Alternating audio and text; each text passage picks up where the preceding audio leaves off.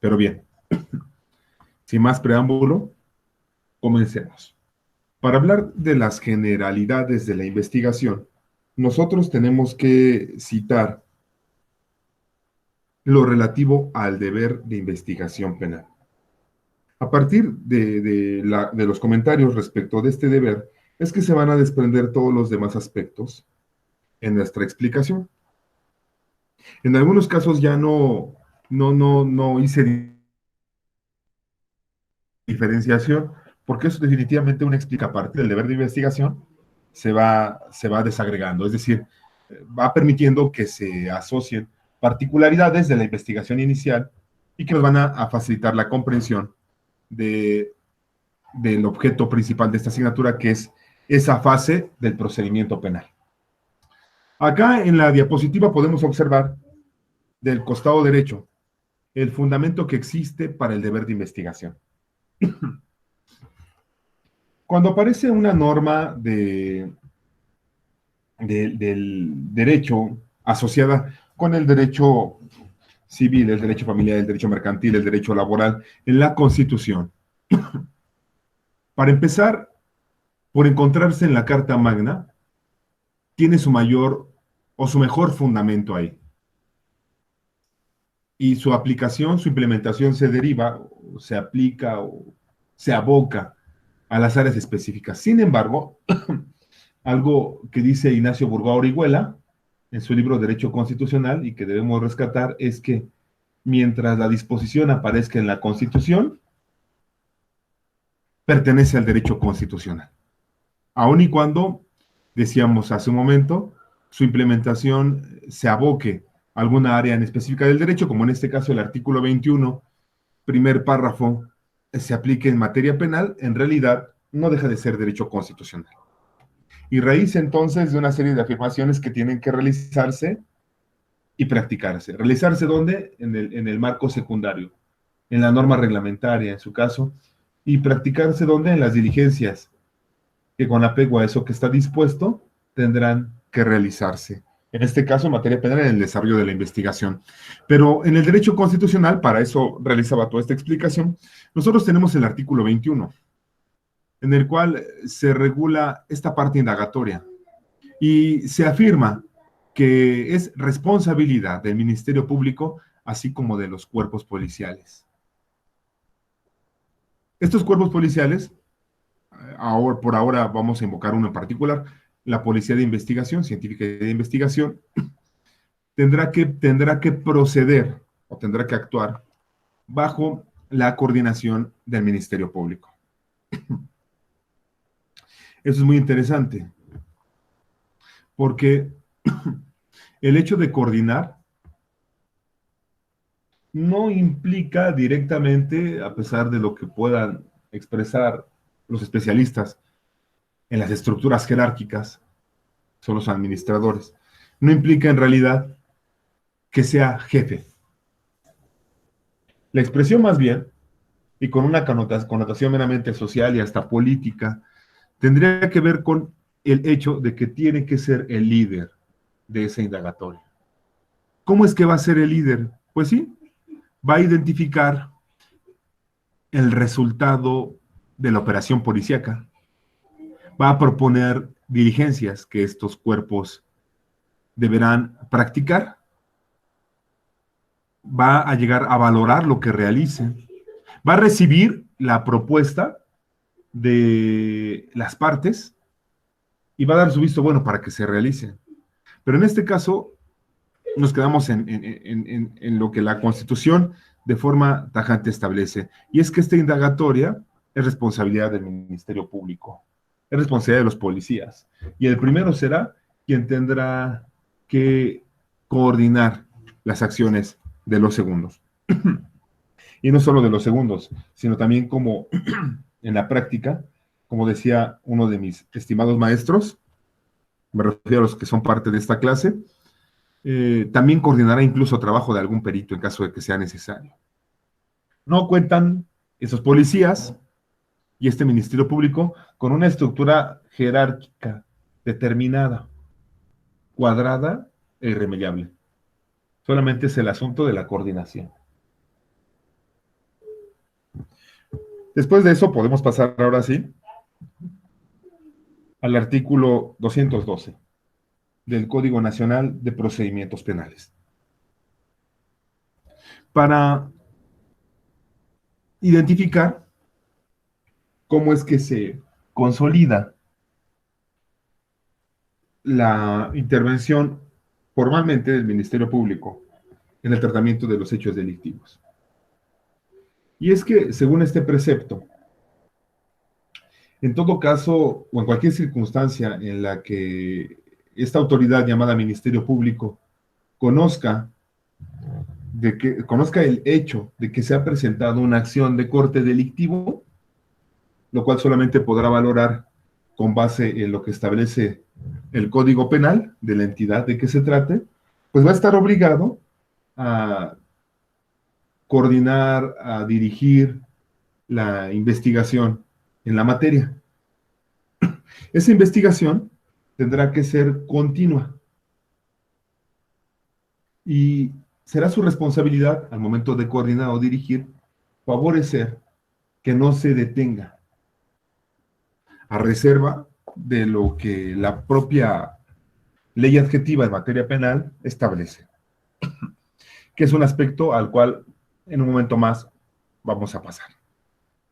Y ese es el fundamento por lo que hace al precepto 212, en su párrafo primero, del Código Nacional de Procedimientos Penales.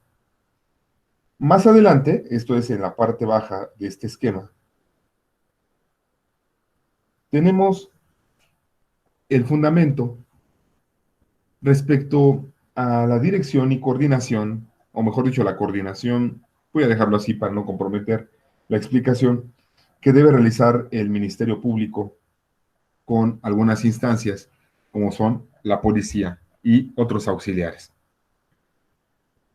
Este precepto, el 131, en su fracción séptima, establece que el Ministerio Público tendrá que ordenar, donde se establece la polémica que hace rato refería, tendrá que ordenar a los cuerpos policíacos y los auxiliares respecto de la competencia que él tiene y respecto de la competencia que a los otros corresponde, el que realicen las acciones, las diligencias necesarias para esclarecer cualquier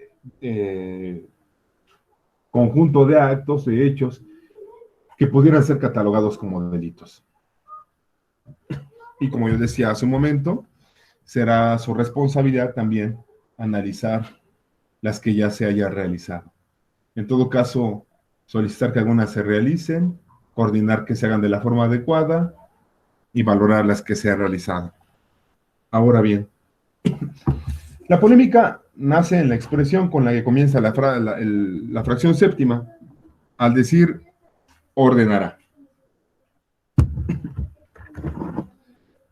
Susceptible a la interpretación de nosotros como sujetos, vamos a vernos así ahora, como sujetos de procedimiento, sin lugar a duda por estar a expensas de la interpretación, parecería establecer una jerarquía.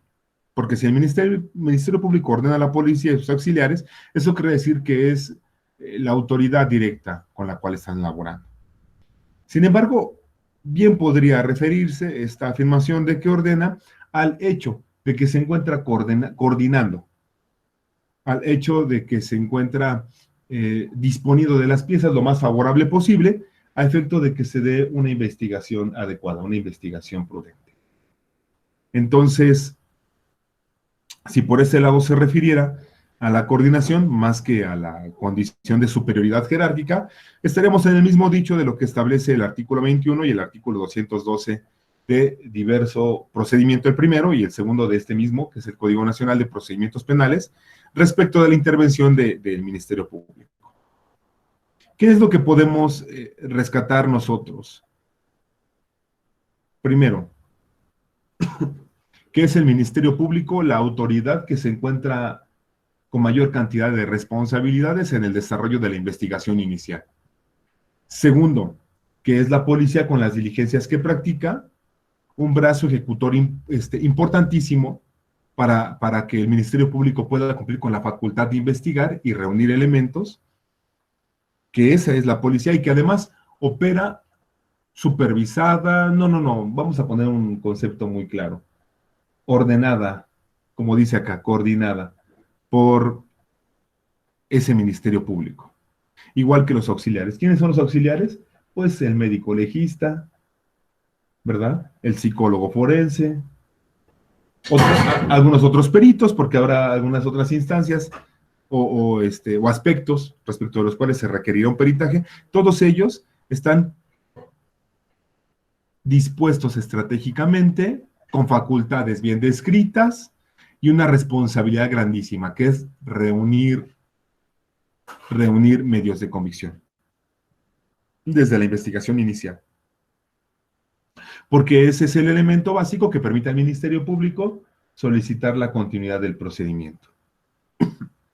Entonces, esto podremos afirmar respecto del deber de investigación. Ahora bien, disculpen. Por lo que hace, y ya en alguna sesión pasada, habíamos medianamente comentado en relación de este particular, por lo que hace a la suspensión o interrupción de la investigación del Ministerio Público. Bien, habíamos dicho que no puede abstenerse de investigar, que no puede, más bien suspender o interrumpir el proceso de investigación. Y en ese sentido, encontramos dos circunstancias que son consecuencia de la determinación del Ministerio Público para no permitir la continuación del procedimiento. Por un lado, como ustedes pueden observar, tendríamos la facultad de abstenerse de investigar. O sea, una vez conociendo el hecho delictivo, tiene que realizar las diligencias y coordinar la investigación. Pero en un momento dado puede abstenerse de investigar. Hay una descripción específica, una situación concreta, conceptualizada en el marco, que permite esa limitación. Y por otro lado, también está la posibilidad de que se dé el archivo temporal. Pero vamos con la facultad de abstenerse.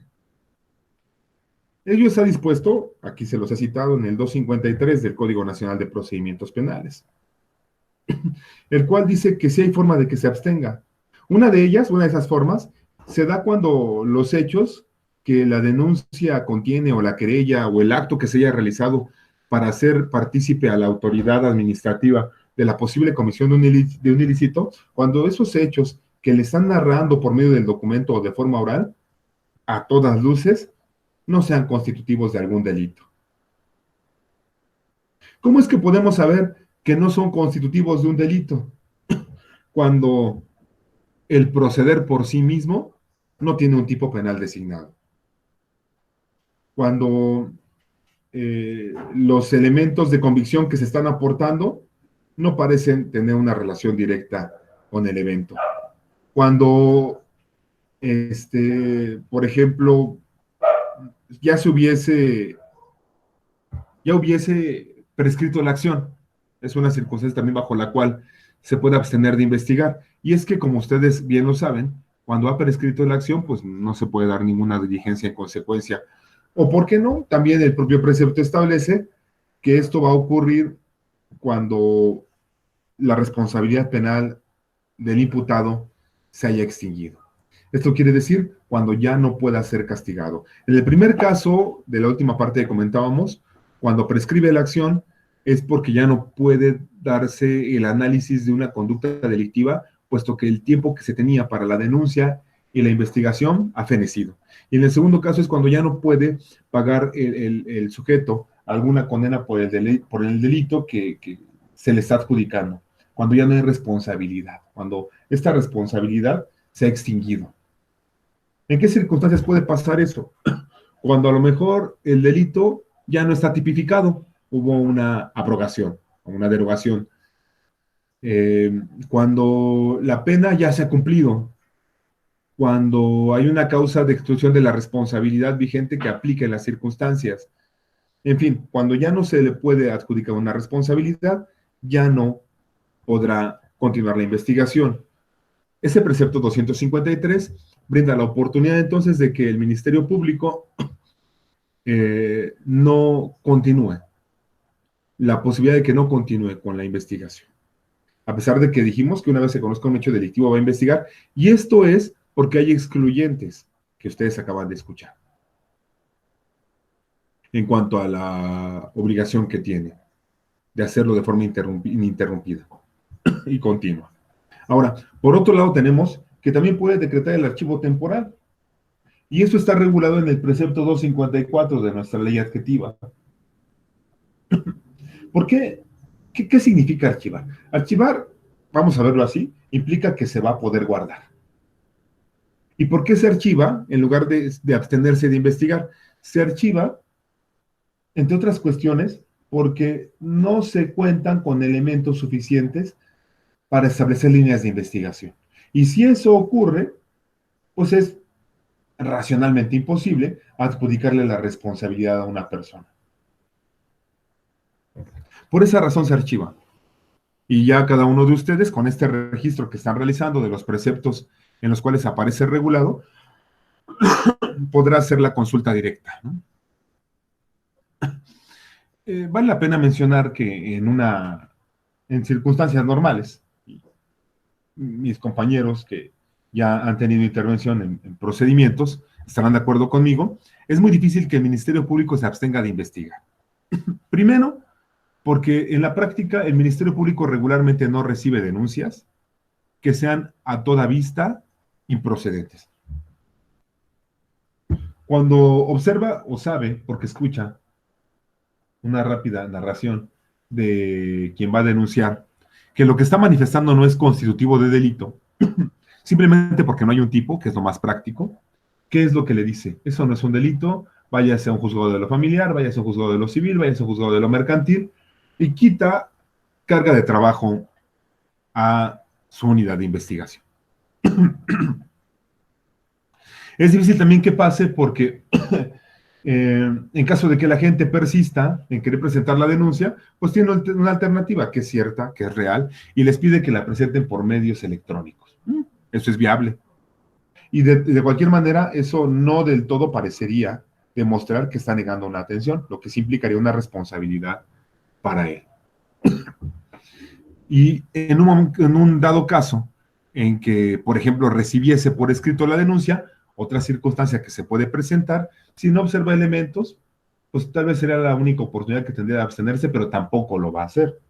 Y tampoco se ha recibido la denuncia y no se aportan los elementos, los datos de prueba suficientes, tampoco lo va a hacer, porque en un momento dado podría fincarse de alguna responsabilidad. ¿Qué es lo que regularmente realiza? El archivo temporal. El archivo temporal que por temporal termina por matar las aspiraciones de la víctima o los ofendidos. Cuando parecería no ser procedente, cuando parecería no haber datos, y ello da oportunidad a que se aporten más datos, a que se amplíe una declaración, una denuncia, y en su momento volverla a sacar para continuar la indagatoria. Entonces, tenemos aquí el fundamento y las dos circunstancias en las cuales puede darse la suspensión o interrupción de la investigación por parte del agente del Ministerio Público.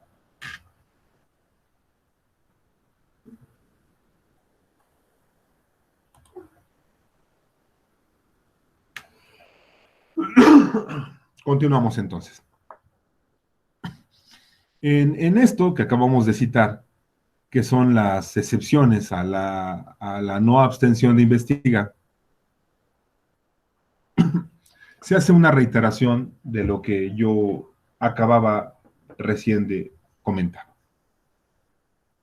Y como en todo lo que me encuentro presentando, pues refiero el fundamento. El fundamento se asume, siempre tendría que ser una norma.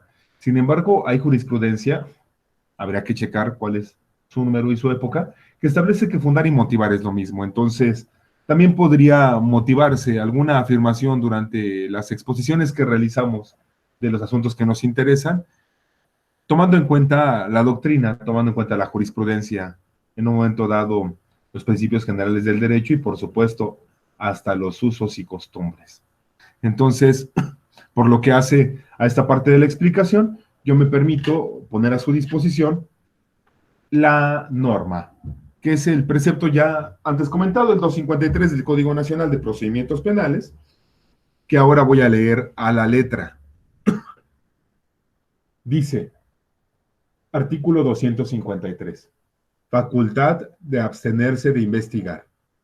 El Ministerio Público podrá abstenerse de investigar cuando los hechos relatados en la denuncia, querella o acto equivalente no fueren constitutivos de delito, o cuando los antecedentes y datos suministrados permitan establecer que se encuentre extinguida la acción penal o la responsabilidad penal del imputado.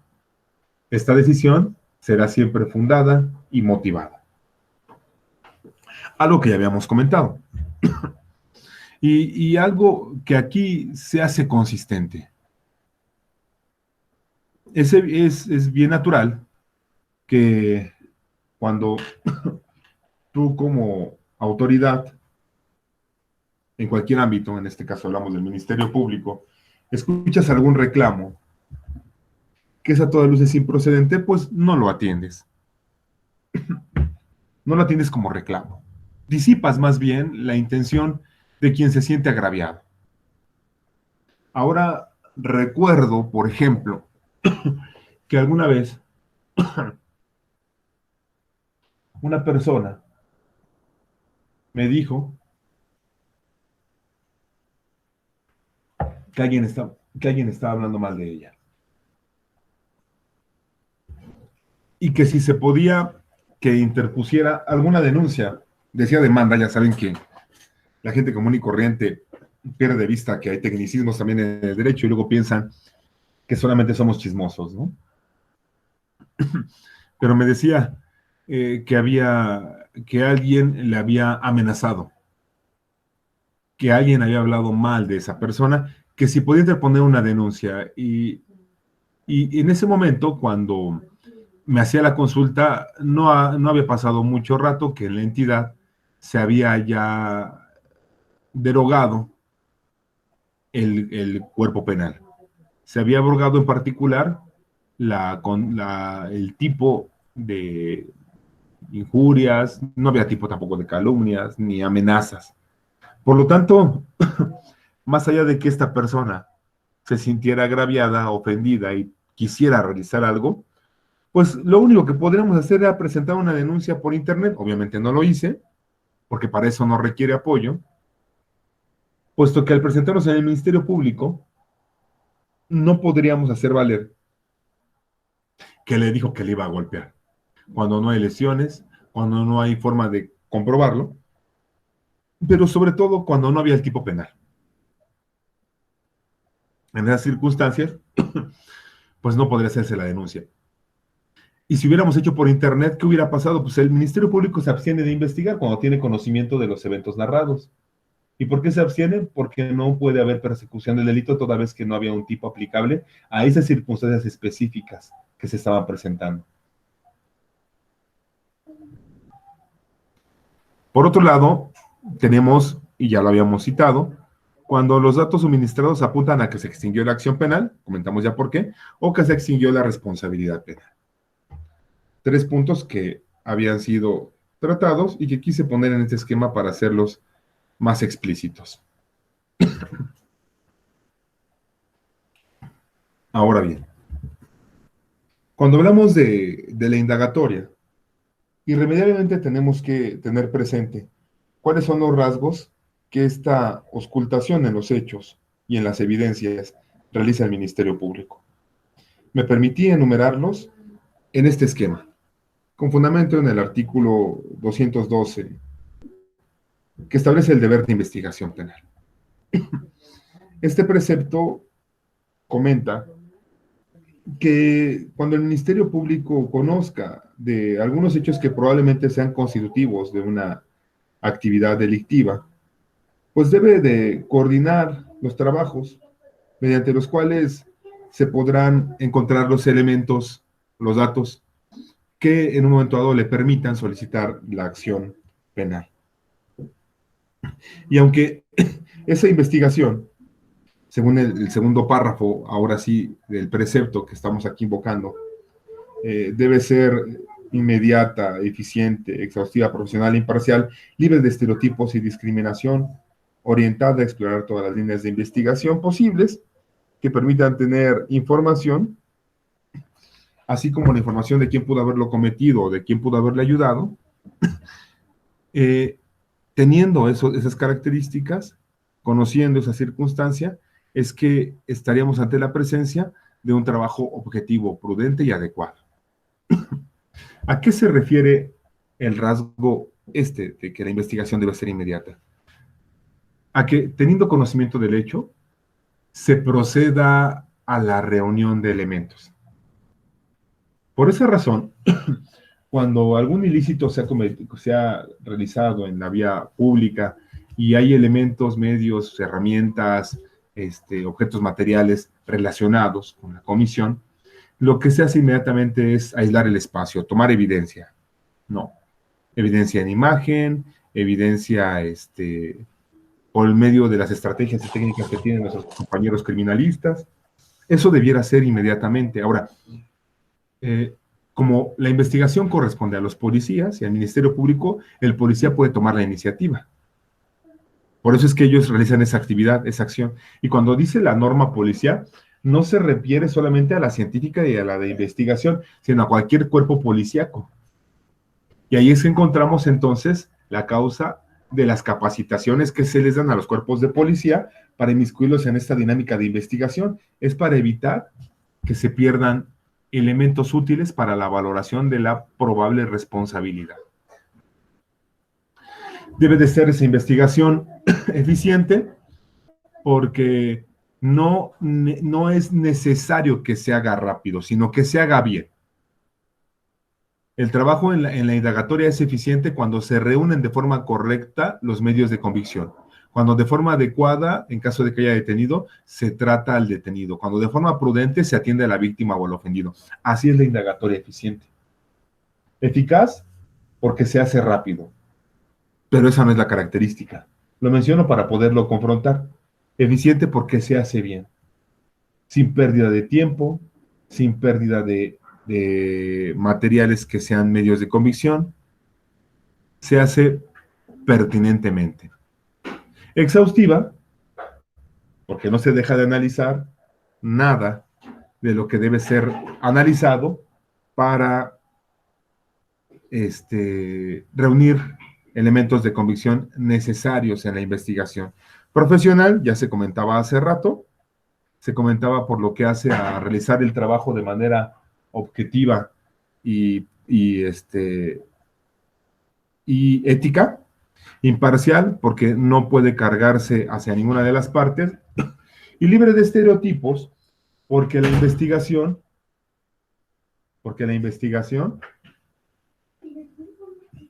no puede tener prejuicios en su desarrollo.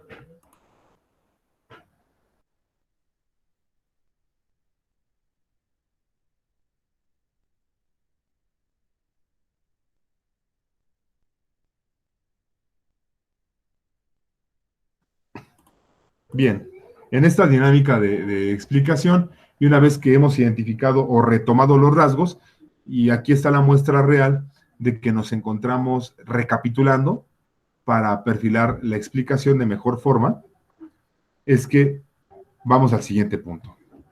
En relación de la orientación de la investigación.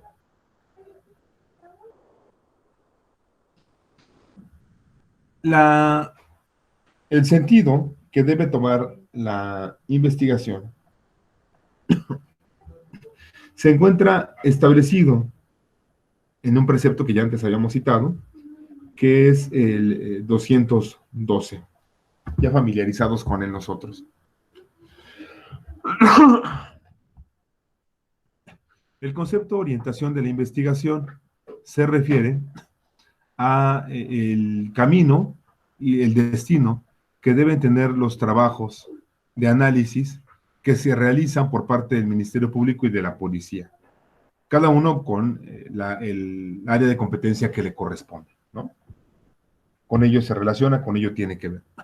Por un lado, tenemos que habrá líneas que se identifiquen relacionadas con la aclaración de los eventos que se han señalado como constitutivos del ilícito.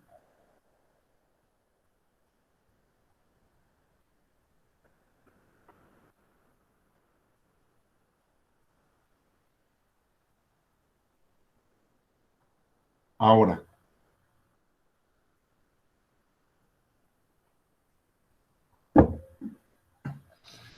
¿a qué nos referimos con líneas para la aclaración de los hechos? A los probables caminos que puedan ser la descripción y por los cuales deberá transitarse la descripción de la consecuencia que se está analizando. ¿Por qué la consecuencia? Porque la consecuencia de las conductas humanas es la que demuestra que hay o no un delito. Los eventos previos, que son las diversas teorías del caso, es decir, las circunstancias que pueden establecerse como una explicación de esa consecuencia, son las líneas de esclarecimiento que va a identificar el Ministerio Público para hacer el análisis. Por medio de la identificación y la atención de esos caminos para arribar al desenlace, que es por sí mismo el delito consumado, le van a facilitar que sepa o que se aproxime, mejor dicho, a la responsabilidad, el grado de responsabilidad o la culpa que tenga el imputado. ¿Cómo se establecen esas líneas de esclarecimiento o esas teorías que son explicación del hecho? A partir de la narración que se realiza, de los medios de convicción que se exhiban. Por ejemplo, una persona lesionada, pues el médico legista dará testimonio de que esto ocurrió, de los medios de convicción desea que se exhiban y que pueda valorar. Una persona que no se encontraba en el lugar de los hechos y que a todas luces puede evidenciar que se encontraba en otro sitio como otro estado de la República, con la documentación que acredite que se encontraba ahí y hasta otro tipo de evidencia que se considere útil, pues estará descalificando del tiempo y el lugar. Y esas líneas identifican esa circunstancia. Asimismo, las condiciones que rodean el evento, la relación entre la víctima y el ofendido, no, perdón, entre la víctima o el ofendido con el imputado, disculpen, con el imputado, la relación que haya, por ejemplo, también la salud mental del imputado, todo esto que son elementos que se encuentran alrededor de las posibles teorías del caso que se analiza, son las líneas de esclarecimiento del hecho. Y van a llevar irremediablemente a que se ubique a una persona que pueda fácilmente, o mejor dicho, a la que se le presenten más elementos que le relacionen con el evento delictivo. Puede o no haber detenido. Si hay detenido es porque existe flagrancia, ¿no? Es una de las razones. En ese sentido, de primera mano todo apuntaría que tiene una responsabilidad, pero cuando no hay detenido, aunque sea señalado a una persona como probable responsable, evidentemente tendrá que realizarse toda una investigación para reunir elementos. Para reunir elementos y tomar conjeturas más prudentes, más adecuadas en relación del caso.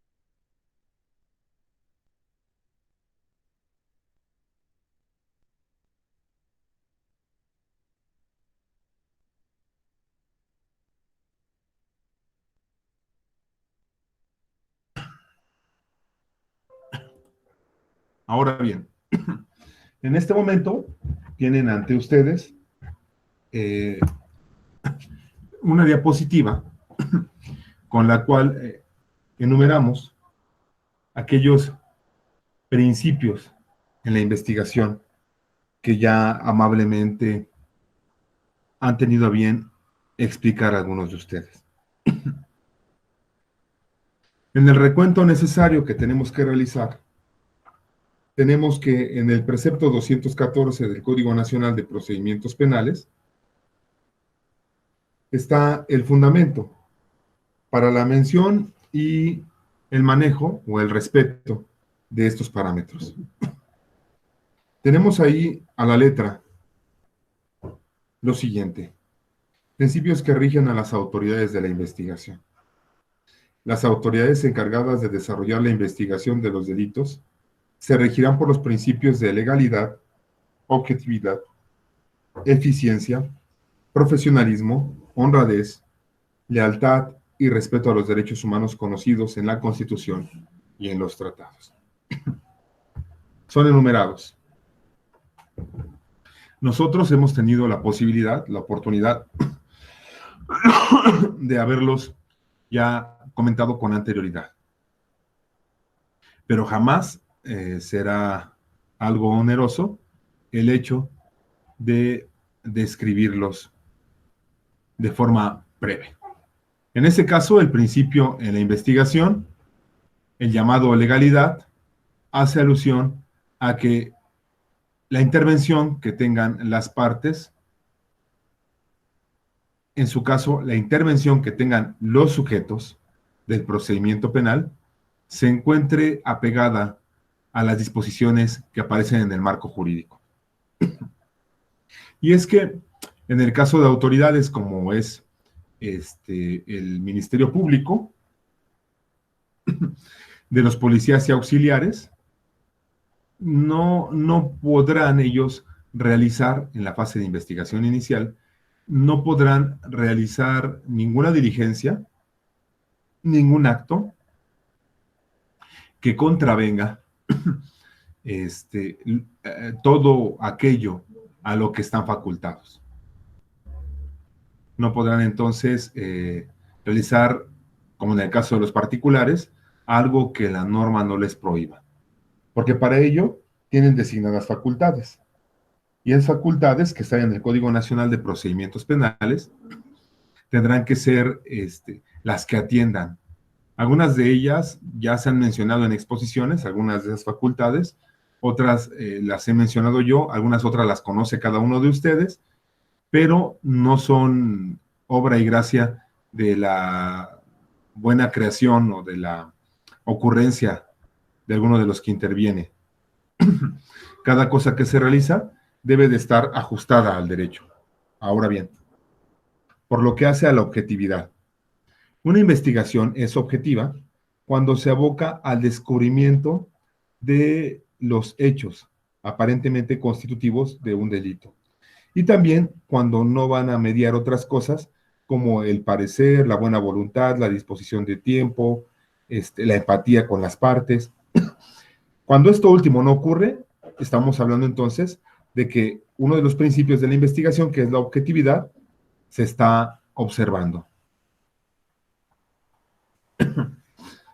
Ahora, el otro principio, la eficiencia. Disculpen, una investigación es eficiente cuando de forma diligente se realizan las acciones inherentes a la responsabilidad que tiene señalada en el desarrollo de esta fase, de esta fase del proceso, cuando lo realizan así las partes. De repente, podríamos pensar que por correr términos que deben respetarse, las autoridades pudieran llegar a realizar una actividad de forma deficiente, por hacerlo rápido. Pero ya hace rato decíamos que la diferencia entre eficacia y eficiencia es que lo eficaz sería, en este caso, reunir todos los elementos de forma indiscriminada, compactarlos y presentarlos. En cambio, es eficiente cuando se hace con respeto cada una de las diligencias a la técnica que corresponde, cuando se hace con respeto a lo que establece el marco jurídico y cuando se realiza ordenada, de forma ordenada, para que no nada más se cumpla con la responsabilidad marcada en la norma de lo que se tiene que hacer, sino que además se haga bien. Después de todo, de la reunión de la información tendrá que llevar en un momento dado a la posibilidad de que el Ministerio Público decida lo más prudente. Por ejemplo, solicite una citación, solicite la acción, el ejercicio de la acción penal, etcétera, etcétera, etcétera. Profesionalismo, ya en este, por ejemplo, en profesionalismo, honradez y lealtad, hay pocos aspectos que agregar, porque hoy mismo fueron abordados, pero diríamos que del profesionalismo es realizar la acción, bien lo decía el maestro Miguel Ángel hace rato, si no mal recuerdo, realizar el trabajo de una manera honesta y apegada a la ética.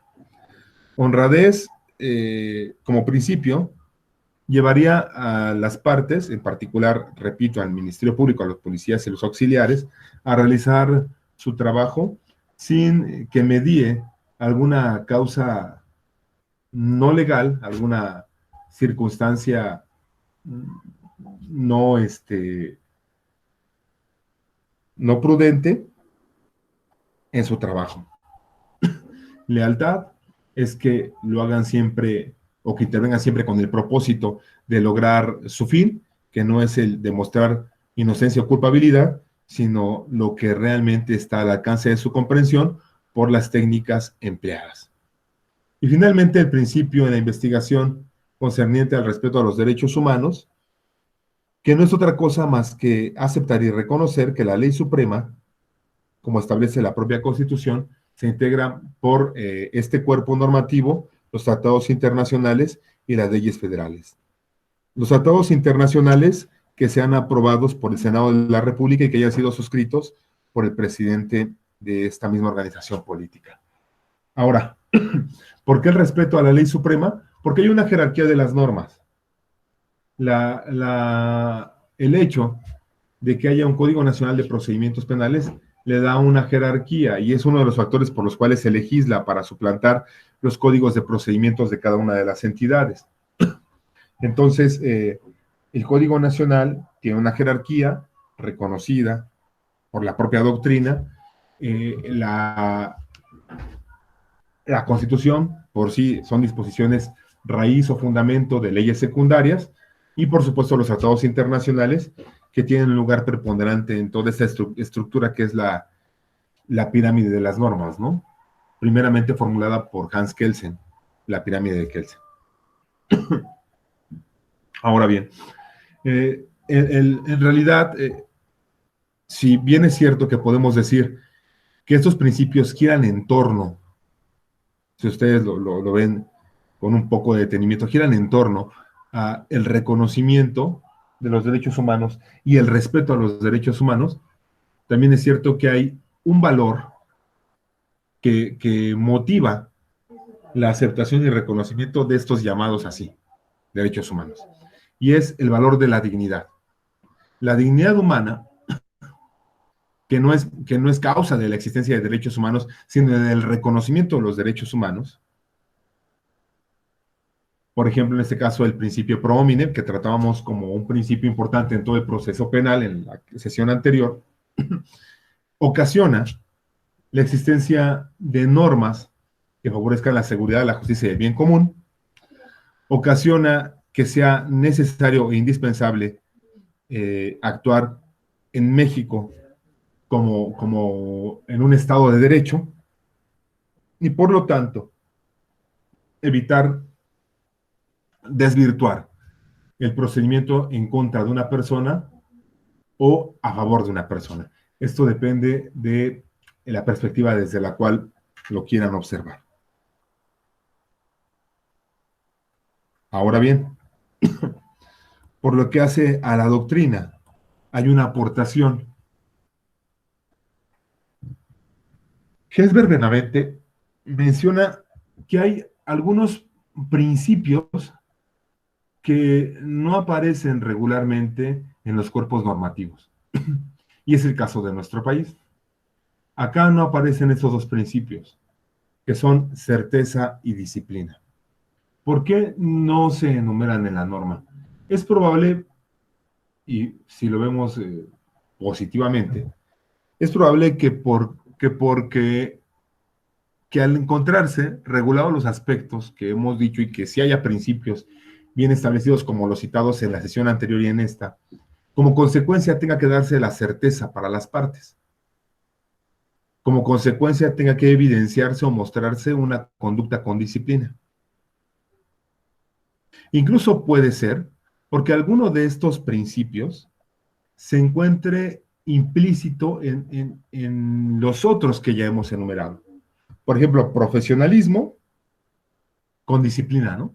Imparcialidad con disciplina, legalidad con disciplina. Y legalidad también, por supuesto, con certeza. O sea, que el principio de certeza esté implícito en el principio de legalidad. Esté implícito en el principio de estricto respeto a los derechos humanos. Y tal vez por esa razón es que no se enumeran aparte. Sin embargo, subsiste, o esto da pie a comentar lo que ya habíamos citado con antelación. En alguna conclusión de una clase previa, yo decía que se hacía indispensable que todos esos principios que se encuentran dispersos en el Código Nacional de Procedimientos Penales se concentraran en un solo artículo, para evitar que a los involucrados, a los sujetos del proceso, se les ocurra inventar o invocar un principio que por allá disperso, ni siquiera a lo mejor tiene forma, no está bien descrito, no está bien señalado, pero lo invocan y quieren beneficiarse de él. Tal vez si esa concentración se realiza, habría claridad en el manejo de, del procedimiento apegándose a principios. Pero bueno, Benavente entonces aporta estos dos: certeza, que para él es el grado de conocimiento de los hechos delictivos, y disciplina, que es la formación ética de los agentes de investigación. Si bien es cierto, en nuestra norma no se mencionan, porque en un momento dado, por el tipo de sistema que nosotros tenemos y por la cultura de la que gozamos, tal vez terminarían, como lo dije hace un momento, ser cubiertos por otros principios. Pues la verdad es que al final el propósito de todos los demás descritos, los otros valores o baluartes de la investigación, tendrían que llevarnos irremediablemente a observar la disciplina en la conducta de las autoridades y a tener certeza para los que son partes en el proceso.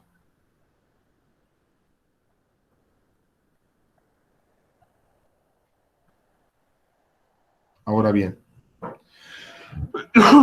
disculpen. En cuanto a quienes están obligados a brindar información en el desarrollo de un procedimiento,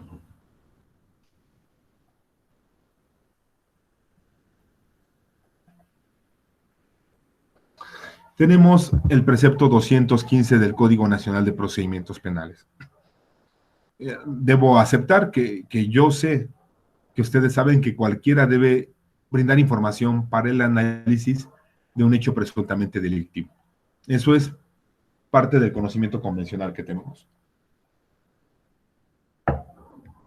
Sin embargo, me voy a permitir aportar esta clase teniendo al frente el Código Nacional de Procedimientos Penales y agregando o señalando lo que a la letra establece este precepto número 215. Se intitula Obligación de suministrar información. Y dice lo que aparece ahí arriba. Toda persona o servidor público está obligado a proporcionar oportunamente la información que requieran el Ministerio Público y la policía en el ejercicio de sus funciones de investigación de un hecho delictivo concreto. Ya ha sido establecido en el esquema y entonces existe fundamento para requerirle a cualquiera que exprese lo que le conste. Incluso que todo servidor público, no siendo parte de la convencionalidad de la comunidad, sino teniendo ese rango, que si bien es cierto, lo único en lo que hace diferente su condición frente a los otros es que cumple con una función de carácter pública, cualquiera deberá presentarse a aportar datos sobre el hecho que se está analizando. Ahora bien, ¿qué pasa cuando una persona que es víctima de un delito toma un video de los que se encuentran alrededor del lugar de los hechos, en el momento preciso prácticamente en que la circunstancia, en que la situación se presenta? Pues en ese video van a aparecer, van a encontrarse otros individuos que sin participar directamente en el ilícito, pues se encuentran en el entorno. Por ese hecho de presentar el video como un indicio, porque les repito, no necesariamente está grabando el evento en vivo a todo color, en el cual se comete el ilícito, sino tal vez unos segundos después de que ha ocurrido. Por ese hecho, al presentarse el documento, si es aceptado por el Ministerio Público, él tendrá la facultad de mandar a citar a alguna de estas personas en caso de que la pueda ubicar. Y al mandarla a citar, si lo considera prudente y adecuado, esa persona tendrá que presentarse para manifestar lo que le consta. No puede evadir esa responsabilidad, toda vez que es una obligación legal, como lo acabamos de escuchar. Entonces, deberá presentarse y en caso de que sea citado, a pesar de esta obligación de comparecer, no cumpliera, pues el Ministerio Público puede imponer algunas medidas de apremio para llevarlo a comparecer a ese testigo de los hechos. Ahora también, si las partes, por otro lado, en algo que es bastante más tangible, llegan a mencionar quién estaba presente en el lugar de los hechos y coincide que ambos lo mencionan, esa persona puede ser citada y no podrá rehusarse a estar presente en las instalaciones del Ministerio Público para aportar la información con la que cuenta. En esta última parte pasa igual que con el ejemplo anterior que yo ponía. Tendrá irremediablemente que apersonarse y cumplir con la diligencia que le corresponda para brindar la información con la que cuenta.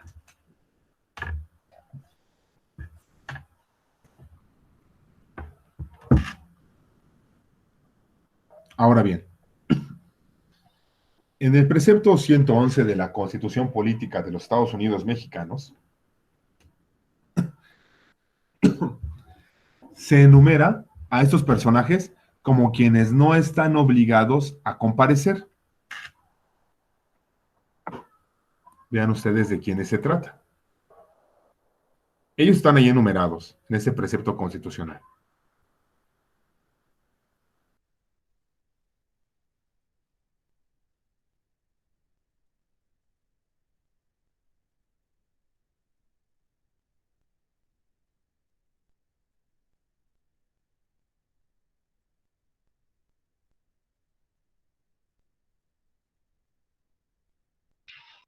Se trata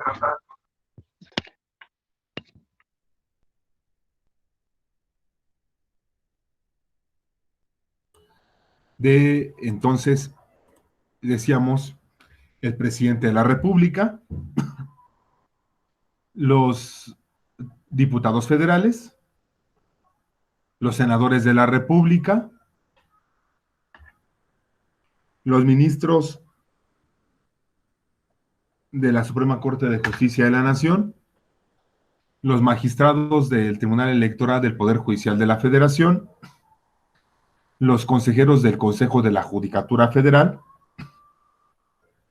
los secretarios de despacho, los diputados locales de la Ciudad de México, el jefe de gobierno de la Ciudad de México, el fiscal general de la República, el fiscal general de justicia de la Ciudad de México, los consejeros generales y el presidente del Instituto Nacional Electoral, los gobernadores de las entidades de la República, los diputados locales de los estados, los magistrados de los tribunales superiores de justicia, los miembros de los consejos de la judicatura local de cada estado, el consejero jurídico del presidente, los jueces y las personas imposibilitadas físicamente.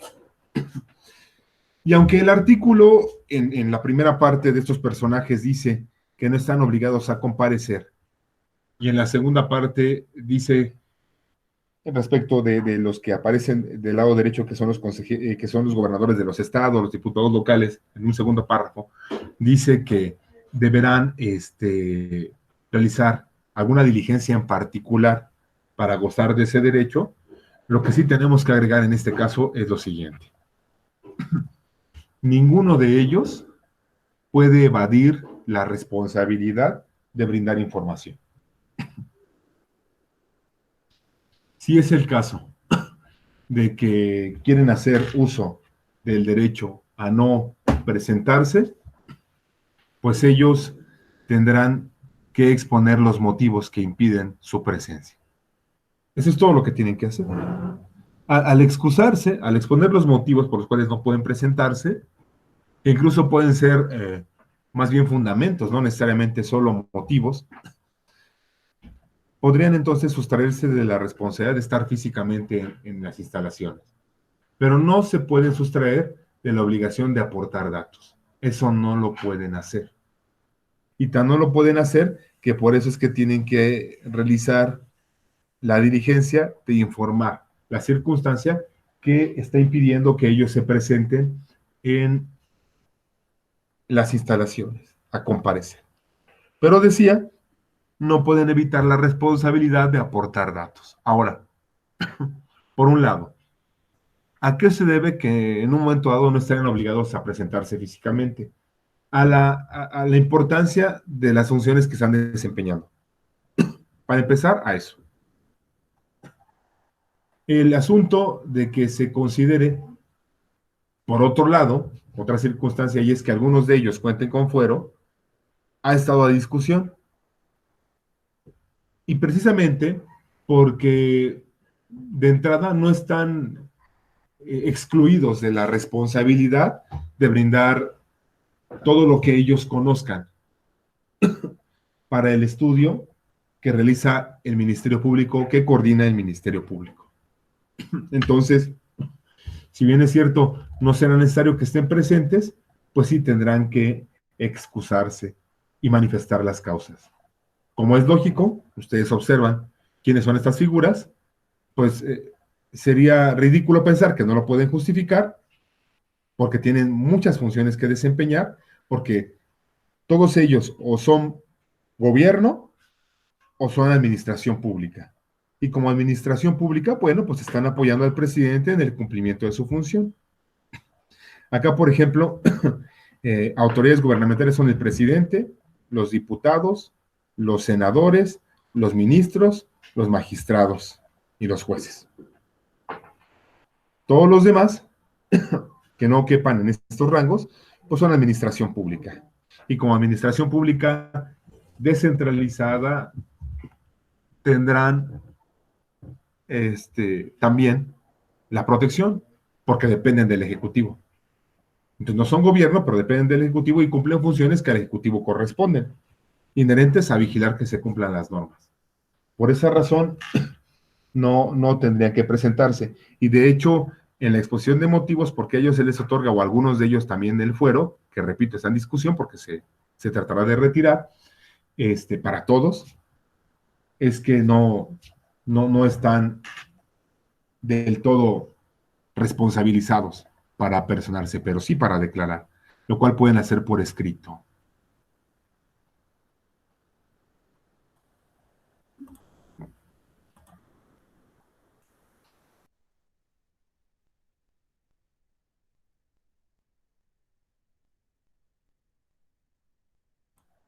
Ahora bien,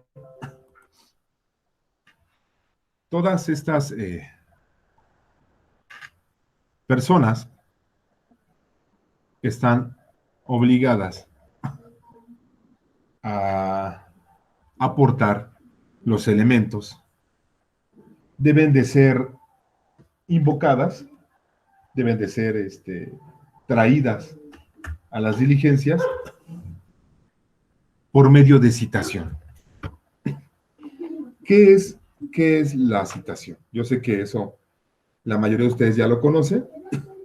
Es, vamos a llamarle así, la cédula por medio de la cual se le invita a comparecer y aportar lo que conoce sobre el hecho a alguna persona. Y tenemos el artículo 91 del Código Nacional de Procedimientos Penales, el cual enumera estos elementos de la citación. A la letra, este precepto dice: cuando sea necesaria la presencia de una persona para la realización de un acto procesal, la autoridad que conoce del asunto deberá ordenar su citación mediante oficio, correo certificado o telegrama con aviso de entrega en el domicilio proporcionado, cuando menos con 48 horas de anticipación a la celebración del acto. También podrán citarse por teléfono al testigo o perito que haya manifestado expresamente su voluntad para que se le cite por este medio, siempre que haya proporcionado su número, sin perjuicio de que si no es posible realizar tal citación, se puede realizar por alguno de los otros medios señalados en este capítulo. En caso de que las partes ofrezcan como prueba a un testigo o perito, deberán presentarlo el día y hora señalados, salvo que soliciten al órgano jurisdiccional que por su conducto sea citado en virtud de que no se encuentran imposibilitados para su comparecencia debido a la naturaleza de las circunstancias. En caso de que las partes, estando obligadas a presentar a sus testigos o peritos, no cumplan con dicha comparecencia, se les tendrá por desistidos de la prueba, a menos que justifiquen la imposibilidad que se tuvo para presentarlos, dentro de las 24 horas siguientes a la fecha fijada para la comparecencia de sus testigos o peritos. Y está la parte acá enumerada. La citación deberá contener, en las 6 fracciones, están enumerados estos aspectos. Primero,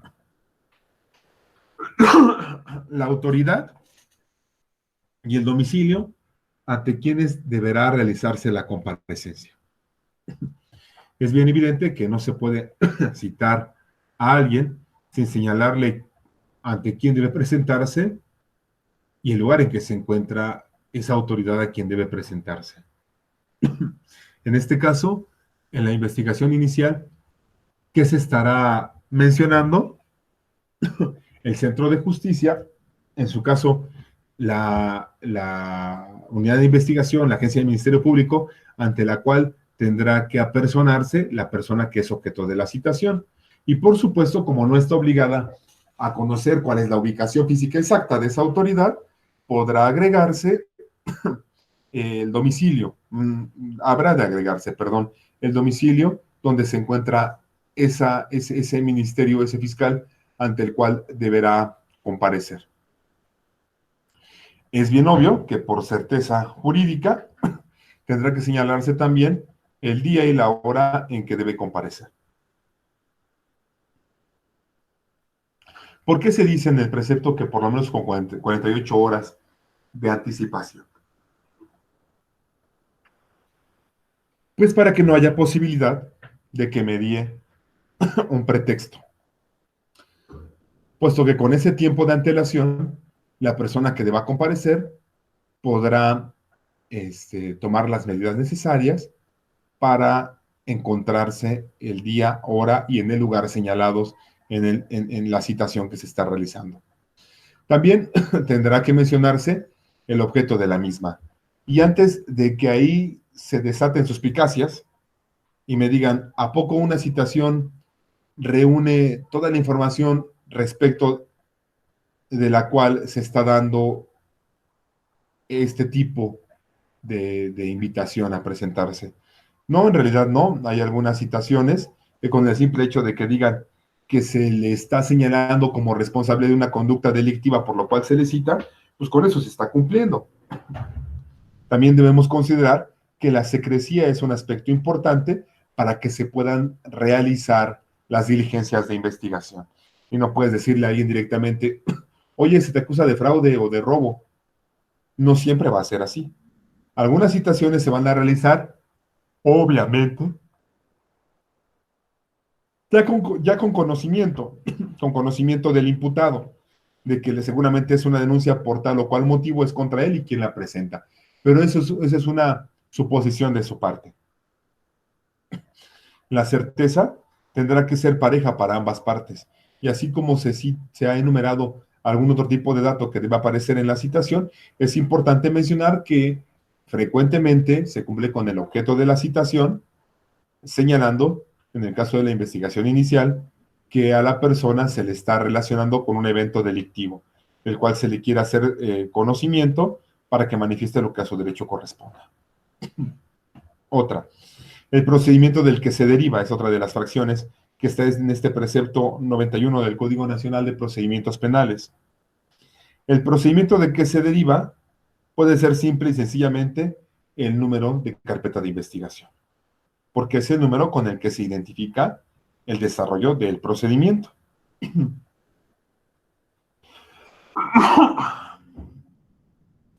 Otra fracción, perdón.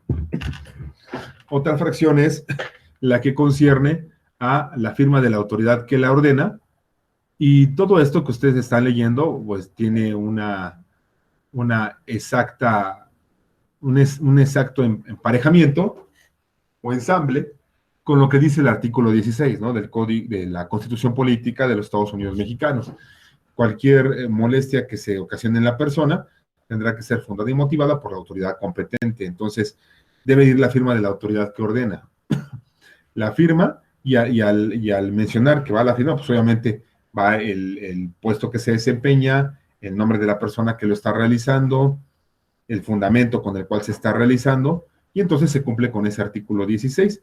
La firma de la autoridad que ordena también da certeza y legalidad al acto de la citación.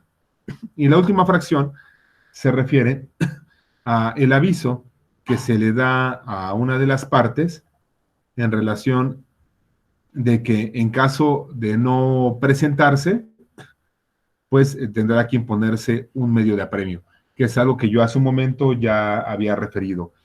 El Ministerio Público tiene medidas de apremio para hacer cumplir sus resoluciones. Y aquí están las medidas de apremio. El Ministerio Público, con base en el artículo 104, en la fracción primera, del 104 del Código Nacional de Procedimientos Penales, tiene estas 4 facultades. Primero, la amonestación. La amonestación, ¿qué es? Bueno, pues es algo así como el apercibimiento, ¿no? El aviso o la notificación de que debe cumplir, porque si no, se va a enfrentar a otro tipo de resoluciones y acciones por parte de él, la persona que incumpla. A eso se refiere la amonestación.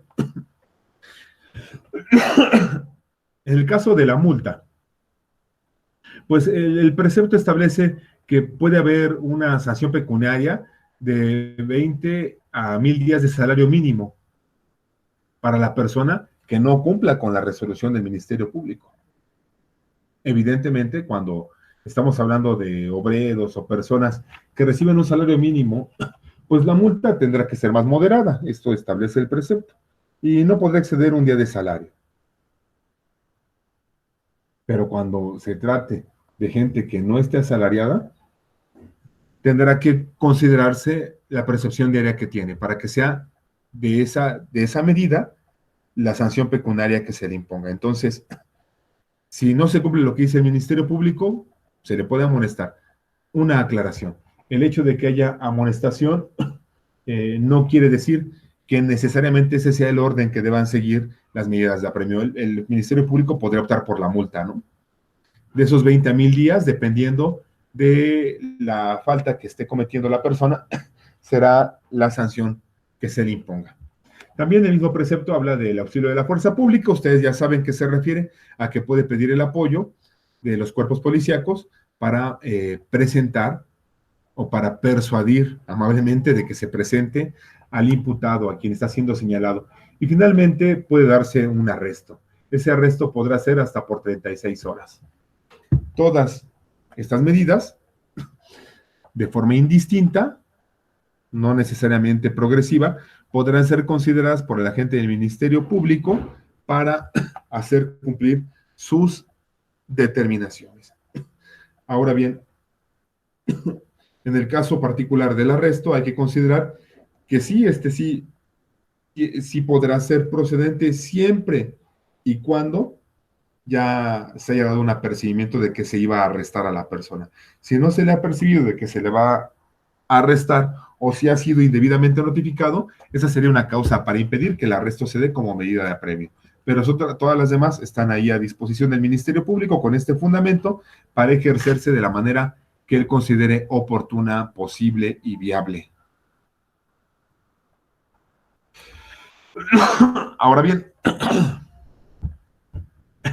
los actos de investigación, entre los cuales puede estar la citación, aunque esta regularmente se hace de oficio, entre los cuales puede estar la comparecencia de la contraparte, entre los cuales puede estar, yendo más a fondo, la inspección de un elemento, la aceptación de un testimonio, pues van a estar regulados por el artículo 216 del Código Nacional de Procedimientos Penales, que establece que quienes pueden solicitar los actos de investigación son estos personajes. El imputado, que como ustedes saben, se trata de la persona que es señalada como responsable, el defensor, que es quien apoya jurídicamente a ese imputado, la víctima o el ofendido. Pero ¿qué es lo que establece a la letra del precepto 216? Dice lo siguiente: proposición de actos de investigación. Durante la investigación, tanto el imputado, cuando haya comparecido o haya sido entrevistado, como su defensor, así como la víctima o ofendido, podrán solicitar al Ministerio Público todos aquellos actos de investigación que consideren pertinentes y útiles para el esclarecimiento de los hechos. El Ministerio Público ordenará que se lleven a cabo aquellos que sean conducentes. La solicitud deberá resolverse en un plazo máximo de 3 días siguientes a la fecha en que se haya formulado la petición al Ministerio Público. Y estamos acá ante una de las circunstancias de las cuales se establece un término para el cumplimiento.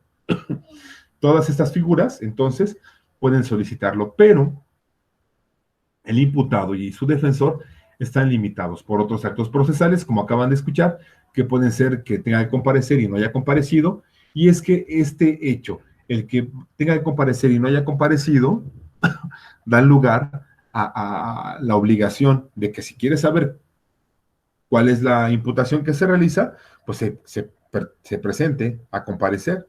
Es una forma también de inducir al cumplimiento de la determinación del Ministerio Público. Si bien es cierto, esto no se ha señalado como una medida de apremio, y parecería, como lo habíamos dicho anteriormente, que es contrario a lo que establece el artículo 20 en cuanto a que el imputado y su defensor deben tener acceso inmediato para establecer su defensa, para articular su defensa. Bueno, pues en realidad tampoco es contrario a un bien jurídico tutelado mayor, que es garantizar que se implemente la norma, ¿no? Que se evite la sustracción de la acción de la autoridad. Por esa razón es que en ellos en particular tendría que darse en esa circunstancia.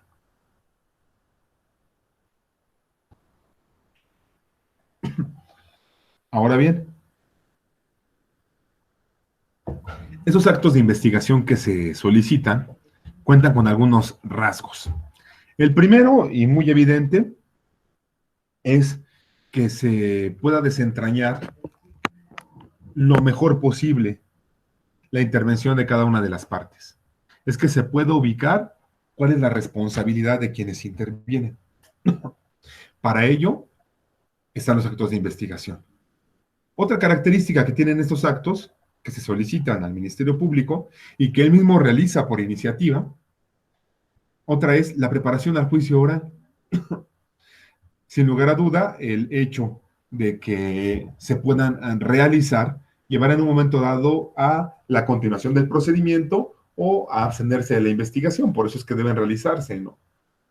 No puede estar bien instrumentado un juicio oral si no se hacen todas las diligencias necesarias para identificar información útil que apunte hacia la responsabilidad del imputado. En otro caso, una característica más es que se puedan fundamentar las medidas provisionales. Si se estableciera, por ejemplo, la prisión preventiva, pues tendría que estar fundada y motivada en estos actos de investigación y en la información que estos más bien arrojan. Si se llega a prescindir de la oralidad, la publicidad y la contradicción en alguno de estos actos, es por su propia naturaleza. Imaginemos que se busca que haya publicidad o contradicción u oralidad en la realización de estas diligencias para indagar respecto del asunto que importa al Ministerio Público y a la sociedad, pues obviamente se descontextualizaría, ¿no? Con la naturaleza, o sea, no pueden darse todas las formalidades a efecto de garantizar estas circunstancias en las diligencias de investigación. Y otra característica es que la dirección del Ministerio Público se encuentra latente en el desarrollo de los actos de investigación. Ahora bien, ¿cómo se da el registro de los actos de investigación, de las actuaciones? Tanto el Ministerio Público, y eso está en el artículo 217 del Código Nacional de Procedimientos Penales, que en su momento ustedes podrán consultar, el Ministerio Público como la policía están obligados a registrar las actuaciones. ¿Cómo es que la registran? Bueno, existe la carpeta de investigación, que es la que se abre con la denuncia, que es la que se abre con la querella, con el conocimiento de la noticia delictiva. Se abre esa carpeta de investigación. Sin embargo, el propio precepto 217 habla de que se puede emplear cualquier medio que sea eficiente, no nada más la carpeta de investigación. Si bien es cierto, la carpeta es el documento oficial, y al final de cuentas todo lo que se investigue tendrá que aparecer en él, también es cierto que habrá otros medios para realizar registros. Y esos medios que permiten realizar registros, en su momento, de la forma que sea materialmente posible, tendrán que ser incorporados a la carpeta de investigación. ¿Cuáles son los tipos de medio para el registro de información? Según los artículos 235 y 381 del Código Nacional de Procedimientos Penales, serán documentos, serán objetos o medios de reproducción. Son los tipos de herramienta que puede haber para el registro de información. Y estas herramientas, en cuanto a lo que hace a sus registros, tendrán que ser incorporados a la carpeta de investigación. Sobre todo, y más allá de que exista disposición expresa al respecto, tendrán que ser incorporados porque esa carpeta de investigación es el respaldo de la acción, de las acciones, perdón, de los actos de investigación que está realizando el Ministerio Público y la policía, así como los auxiliares, y brindan a las partes, con su existencia, certeza y seguridad jurídica. Ahora bien, ¿cuáles son los elementos del registro de las actuaciones que deban realizarse? Según el 217 del Código Nacional de Procedimientos Penales, tendrán que ser los que ya nosotros identificamos de antemano, que son fecha, hora, lugar, quienes participan y la narración de los hechos que se están registrando con esa actuación. Son los elementos del registro. Y el precepto, el fundamento, está ahí citado. Párrafo tercero, artículo 217 del Código Nacional de Procedimientos Penales. Es la ubicación del tiempo y la forma en que se dan los eventos que necesitan ser registrados para agregarse a la investigación. No obstante, en que se hacen los registros y que tienen que ser públicos, hay aspectos que son reservados de estos registros. Y pueden ser de la investigación los propios registros reservados, los documentos, objetos o cosas relacionadas, y tendrán que ser reservados para favorecer el desarrollo de la investigación. Aún siendo reservados, vamos a encontrar que con fundamento en el artículo 218, párrafo segundo del Código Nacional de Procedimientos Penales, podrán acceder a ellos el imputado, el defensor, la víctima o el ofendido y el asesor jurídico de esta última parte. Sin embargo, en el caso del imputado y por lo tanto del defensor, hay una restricción para acceder a los registros y para plantear una defensa adecuada. Si no se da esa restricción, se corre el riesgo de que no pueda realizarse una investigación decorosa y adecuada para arribar a conclusiones certeras. Y es que el imputado esté detenido, si está detenido tiene acceso, que el imputado esté citado, siendo citado tendrá acceso, que el imputado esté por entrevistarse, al estar por entrevistarse tendrá acceso, o si es convocado a la audiencia inicial, mención con la cual ya estaríamos dando un paso a la siguiente fase, porque hasta aquí llega, hasta que se da la convocatoria, llega nuestra investigación, hasta estas circunstancias, el defensor y el imputado podrán tener acceso a los registros. Estamos llegando a la última parte de nuestra explicación del día de hoy. ¿Por qué se pueden reservar esos registros y no ser mostrados inmediatamente a una de las partes? Bueno, porque se está garantizando la posibilidad de continuar con la información, con la investigación. Se quiere evitar que se destruyan pruebas, se quiere evitar que se alteren, que se oculten, que se intimide a testigos, que haya amenaza a testigos o que se puedan influenciar en cuanto a la manifestación que van a realizar. Por eso es que se reserva a veces la información de la carpeta al imputado o a su defensor.